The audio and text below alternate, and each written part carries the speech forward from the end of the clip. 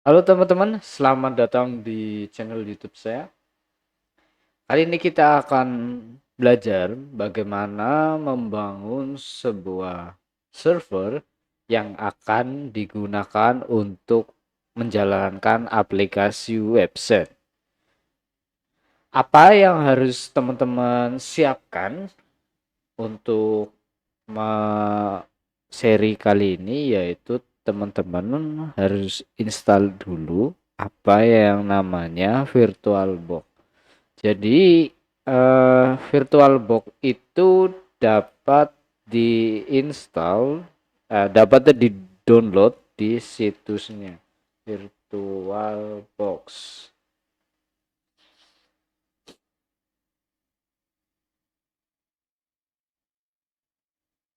Oke, tunggu sebentar.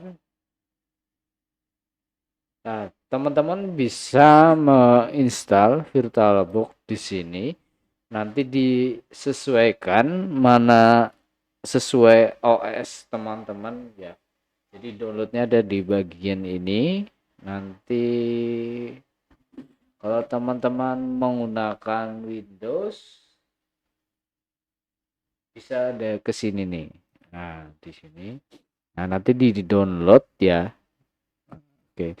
Karena sebelumnya saya sudah mendownload, maka aplikasinya sudah terinstall di sini ya.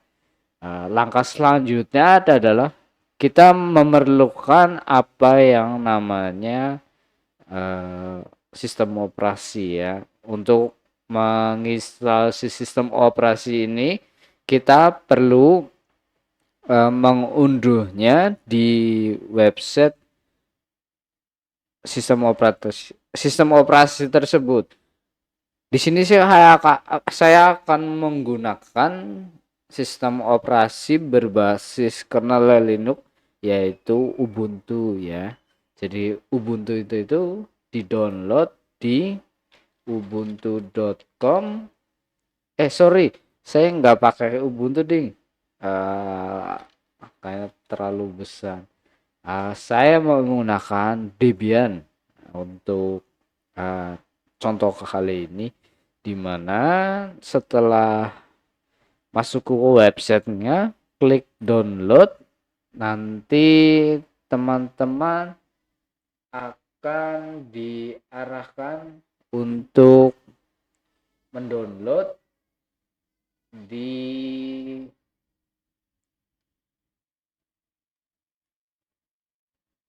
sebelah mana ya? Oke. Atau ini nih, ini sorry. Jadi downloadnya di sini. Download di sini ya. Pastikan sistem operasi teman-teman itu sudah mendukung arsitektur komputer 64 bit. Saya yakin hampir semua komputer sudah mendukung sistem operasi yang 64 bit. Oke, berikutnya adalah kita akan menjalankan VirtualBox-nya, yaitu dengan cara membuka VirtualBox-nya. Di sini saya sudah membuka.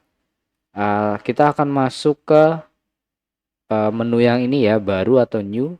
Kita klik. Nah, di sini kita tulis Debian Web Server ya. Setelah itu kita akan milih ISO-nya. Jadi ISO ini adalah format paket yang disediakan oleh pengembang sistem operasi tersebut dalam bentuk .iso. Jadi kalau teman-teman download ini nanti dia formatnya .iso. Setelah itu kita buka.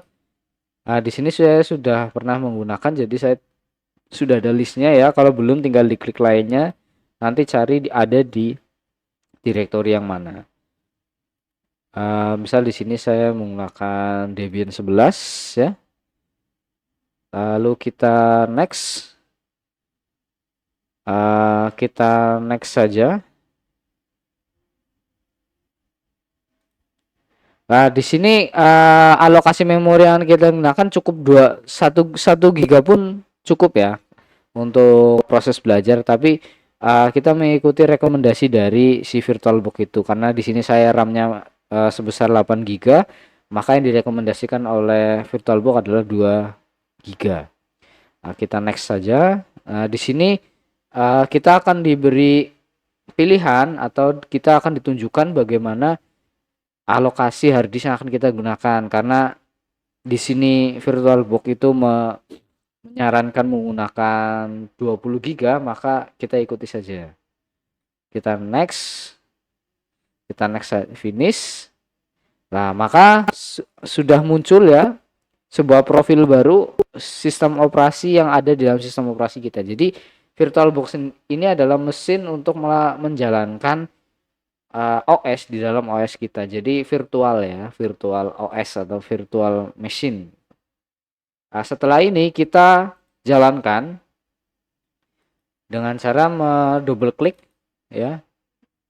Nah, dia akan jalan seperti ini. Dia membutuhkan bootable-nya ya, tapi ini nggak ada gitu. Kita pilih dulu ke sini ya. Misalkan di sini saya menggunakan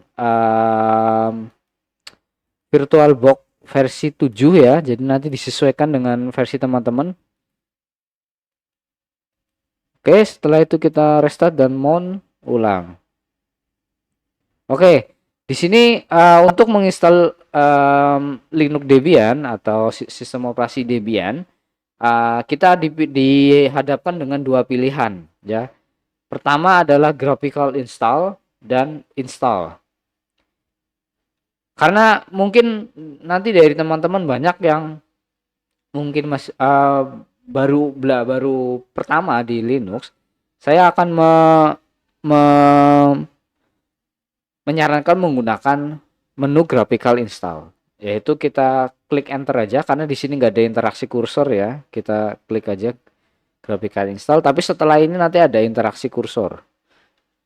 Enter, nah tunggu sebentar sampai dia muncul. Nah, beginilah tampilan dari installer Debian. Kita pada bagian ini akan ditunjukkan akan menggunakan bahasa apa. Kalau teman-teman terbiasa dengan bahasa Inggris, gunakan bahasa Inggris. Apabila teman-teman tidak biasa dengan bahasa Inggris, bisa mencarinya, tinggal ketik aja Indonesia, nanti akan ketemu. Nah, karena kita ada di Indonesia, kita coba pakai bahasa Indonesia ya. Kita continue. Nah, setelah itu kita lanjutkan lagi. Nah, di sini kita akan diberitahu mau menggunakan tipikal keyboard seperti apa. Karena kita di Indonesia, maka keyboard yang kita gunakan adalah Inggris Amerika. Langsung aja next. Di sini akan ada proses sebentar. Ditunggu sebentar. Oke.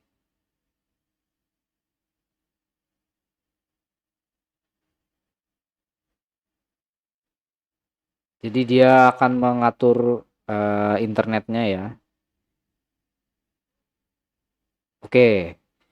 Ketika proses ini berhasil, maka teman-teman akan masuk ke bagian pertanyaan mengenai host name ya, atau nama host untuk sistem ini. Jadi nama host di sini adalah nama komputernya. Jadi nanti server ini kan akan terhubung dengan komputer-komputer teman-teman ya. Dan untuk mengetahui ini komputer siapa dan komputer siapa, maka hostname itu diperlukan. Jadi di sini kita akan menamainya dengan server web ya. Kita klik lanjutkan. Nama domain kita tidak perlu di sini karena kita akan bermain di lokal saja dulu. Lalu kita lanjutkan. Kita tunggu sebentar. Nah, di sini kita diberitahu sistem bahwa password apa yang akan kita gunakan untuk sistem kita. Kenapa kita perlu password? Karena ini adalah salah satu bagian dari keamanan sistem. Jadi di Linux itu ada dua password minimal, yaitu password untuk user root ya, atau administrator kalau di Windows, dan password user biasa atau user yang kita gunakan gitu. Ada dua ya. Namun kita juga diberi pilihan ya, sesuai yang ada di layar teman-teman, bahwa ketika kita mengosongi atau kita tidak mengisi password root ya, maka kita akan diberikan user berikutnya akan diberikan akses sebagai perwakilan root atau sering teman-teman di Linux gunakan yaitu sudo. Jadi dia tetap user biasa tapi dia memiliki privilege untuk mengakses sistem dengan sudo. Nah, di sini kita akan praktekkan tanpa sudo ya. Dengan menggunakan sudo, sorry. Kita lanjutkan. Nah, di sini kita akan ditanyakan lagi akun pengguna yang akan dibuatkan untuk Anda gunakan dalam aktivitas non administratif. Jadi selain root gitu. Nah, di sini kita masukkan misalkan apa ya? Misalkan belajar. Jadi bisa belajar ya namanya ya. Kita next. Nah, di sini kita akan diberitahu kita mau pakai password apa. Karena ini hanya sifatnya untuk belajar, maka kita gunakan passwordnya semudah mungkin ya. Karena untuk belajar.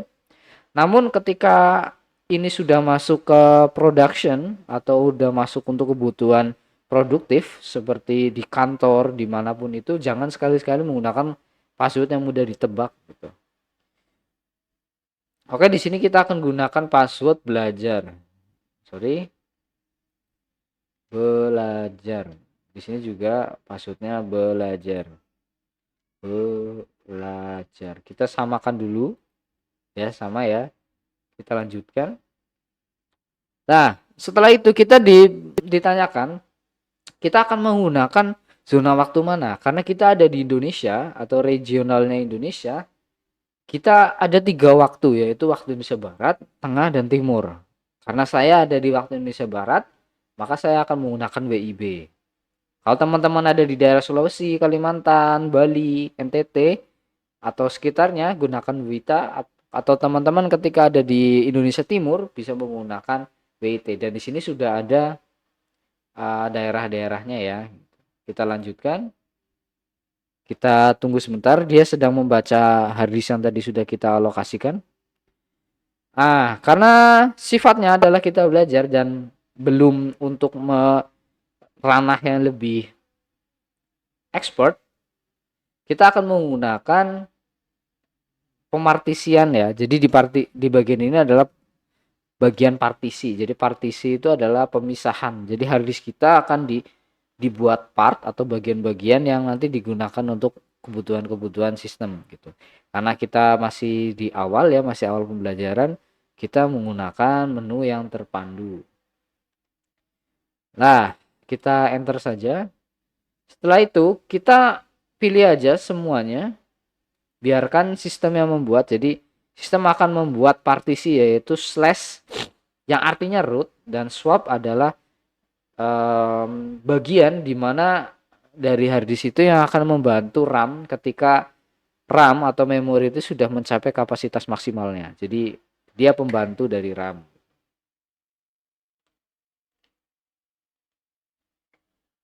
Sampai di sini lanjut aja, kita enter atau klik lanjutkan. Kita pilih ya. Kita tunggu saja. Nah, jadi si Debian ini akan memasang sistem dasarnya ya. Jadi sistem dasarnya itu adalah sistem yang berkaitan dengan bagaimana ketika nanti komputer dinyalakan dan lain-lain. Tools dasar atau alat-alat dasar di sini. Karena saya menggunakan versi Debian Net Install, maka saya syaratnya adalah membutuhkan jaringan internet. Jadi teman-teman kalau belum punya jaringan internet, pastikan punya jaringan internet dulu agar proses instalasinya berhasil ya. Seperti itu.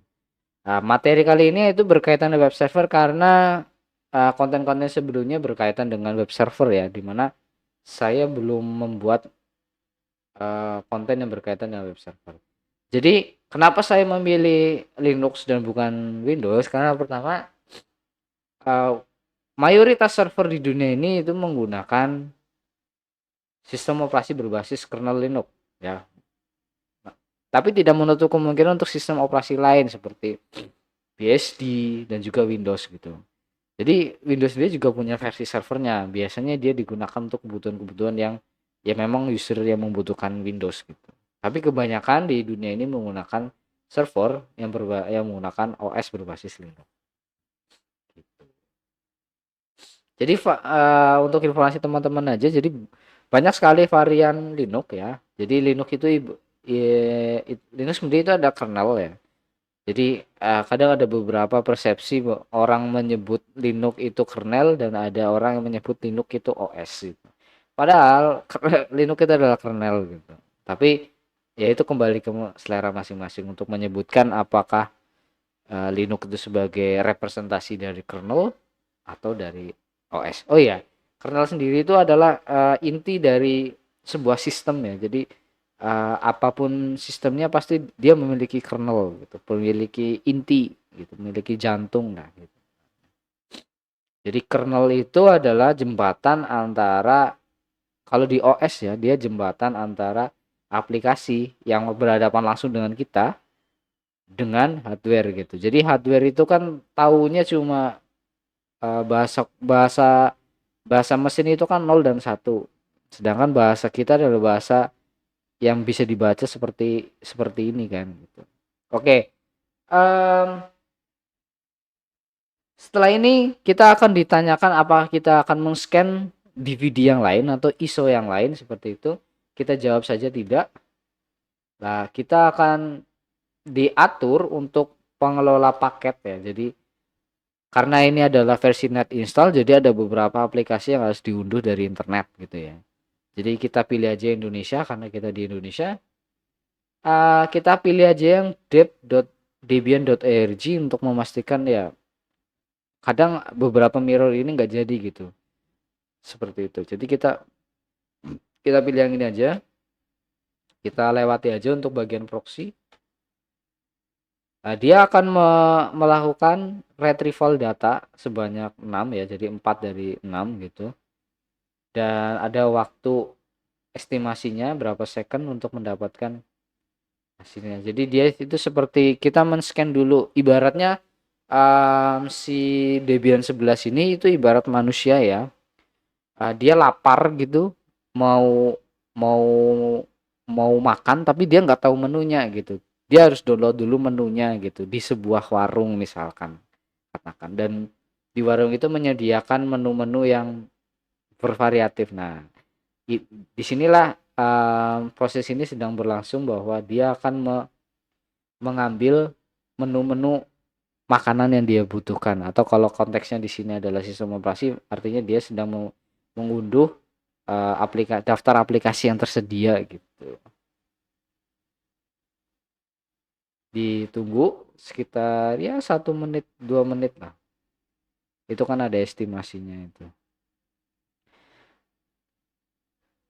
Ini adalah versi yang paling ringan ya, paling mudah karena basisnya GUI gitu, ada tampilannya dan itu cukup mudah gitu untuk teman-teman yang baru belajar gitu, atau biasa dari subscriber saya yaitu pustakawan dan lain-lain. Jadi ini adalah sebagai penyemangat teman-teman, maka tolong jangan jangan berkecil hati bahwa teman-teman tidak sekolah di jurusan IT, teman-teman tidak sekolah di jurusan komputer gitu, dan membatasi dirinya untuk tidak terjun di dunia komputer gitu. Itu sesuatu yang apa ya, terlalu usang lah. Artinya sekarang itu saatnya orang itu tidak terpaku dengan apa titelnya, apa apa jurusan dia waktu itu, tetapi selama orang itu mau belajar, dia akan menguasai sebuah ilmu gitu. Maka jangan berkecil hati ketika teman-teman misalkan dari pendidikan, dari ilmu-ilmu sosial gitu yang non teknik, bahwa membatasi dirinya saya nggak bisa gitu karena saya bukan orang IT gitu. Jangan membatasi itu. Semua orang bisa gitu ya. Tanamkan itu baik-baik untuk memotivasi teman-teman bahwa tidak ada yang tidak mungkin di dunia untuk didapatkan.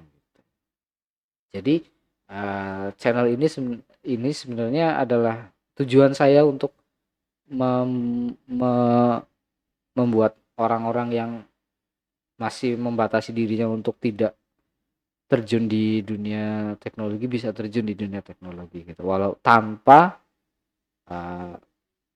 tanpa harus memikirkan saya bukan orang IT gitu. Setidaknya untuk kebutuhan diri sendiri bisa tercukupi gitu kan, artinya ketika kita butuh server gitu nggak perlu misalkan kita keterbatasan dana, kita bisa swadaya sendiri gitu kan, bisa apa bukan mengatur ya, membuatnya sendiri tanpa tanpa harus mengeluarkan dana gitu. Ya tetap mengeluarkan dana tapi tidak merepotkan orang lain seperti itu. Nah, ini adalah proses menginstal Linux-nya ya dari mana dari repositorinya gitu. Jadi bagi teman-teman orang perpustakaan pasti paham dengan apa istilah repositori ya. Jadi di dunia Linux juga ada apa yang dinamakan dengan repositori. Oke, sampai di sini ada pertanyaan yaitu tentang popularity contest ya. Jadi Debian ini pengen tahu sih kira-kira paket apa yang paling banyak dibutuhkan oleh penggunanya. Karena kita tidak fokus untuk ke sana, kita langsung aja tidak. Nah, akan dilanjutkan proses yaitu menjalankan taksel. Taksel itu adalah sekumpulan um, daftar yang akan kita install ke sistem kita. Karena kita akan menginstal server dan saya tidak menyarankan teman-teman itu membuat server yang berbasis GUI seperti misalkan seperti ini ya. Saya tidak menyarankan teman-teman untuk membangun server dengan GUI karena pertama dia akan membutuhkan resource yang lebih banyak, terutama di memorinya. Jadi seperti ini ya, bisa lebih banyak. Jadi ketika teman-teman membangun server itu maksimalkan atau pasang mindset bahwa seminimal mungkin menggunakan resource. Dengan seminimal mungkin menggunakan resource, maka teman-teman akan paham bagaimana akan tahu akan mendapatkan kinerja server yang lebih baik gitu. Jadi tampilan nanti dari hasil instalasi Debian ini adalah seperti ini. Jadi dia akan full text seperti ini. Jadi kita akan belajar untuk memprogram sebuah server agar dapat menjalankan aplikasi kita gitu. Oke, kembali lagi ke sini. Di sini saya tidak akan menggunakan desktop environment ya. Jadi tidak akan tampil GUI seperti ini, maka akan tampil seperti ini ya. Oke, di sini kita tekan spasi. Terus ke bawah panah kita tekan spasi lagi. Kita ke bawah, kita akan install kita install SS jangan SSH, kita kosongin aja perangkat sistem dasar aja. Oke. Nah, nanti kita akan belajar untuk dua ini setelah sistem terpasang dengan sempurna. Nah, kita klik saja lanjutkan. Maka proses yang akan dilakukan sangat cepat ya. Karena tidak banyak aplikasi yang digunakan gitu, tidak ada aplikasi yang diinstal gitu. Dan berhubung juga saya menggunakan SSD gitu. Jadi bagi teman-teman yang masih menggunakan hard disk ya atau HDD, jangan berkecil hati, silakan ditunggu aja waktu instalasinya karena memang prosesnya kalau di hard disk ya, kalau hard disknya sudah lama pasti akan lama sekali. Seperti itu. Jadi ditunggu aja sampai selesai.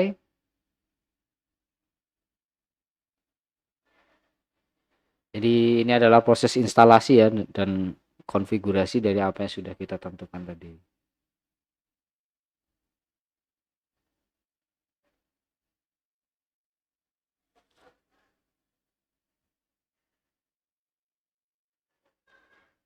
Configuring MonDB ya. MonDB itu adalah manual ya, database manual. Jadi yang berkaitan dengan cara-cara penggunaan tools-tools dasar yang ada di Linux gitu. Dan AMD 64 itu adalah kalau nggak salah itu jenis arsitektur sistem operasi kita yaitu 64 bit gitu. Ditunggu aja sampai beberapa menit nggak sampai berapa menit sih.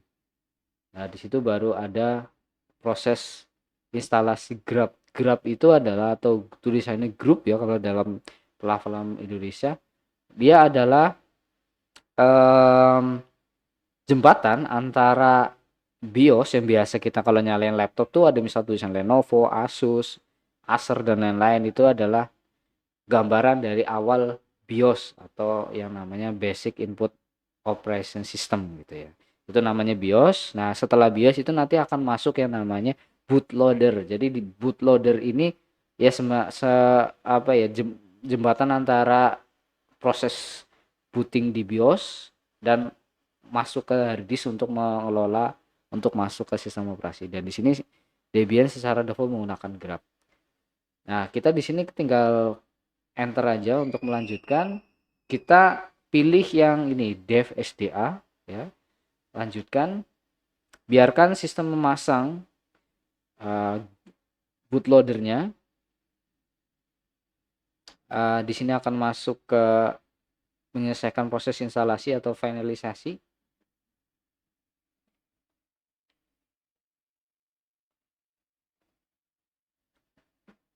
Menjalankan HW detected gitu ya.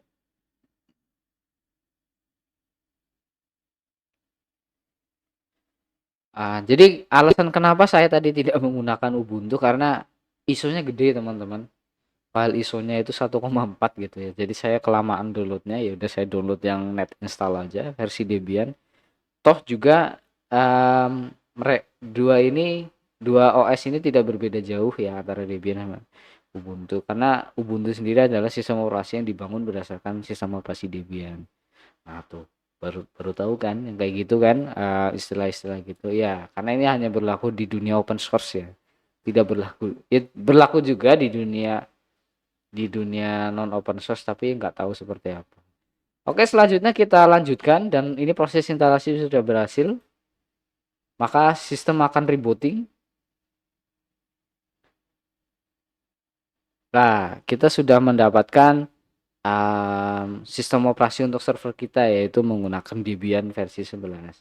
Maka jika berhasil ya, jika instalasi berhasil, maka teman-teman akan mendapatkan tampilan seperti yang nanti ada di layar gitu. Nah, ini adalah proses booting ya untuk masuk ke sistem operasinya. Oke, setelah berhasil, maka tampilannya akan seperti ini. Kita akan masuk ke bagian prompt ya untuk masuk ke sistem operasi server kita.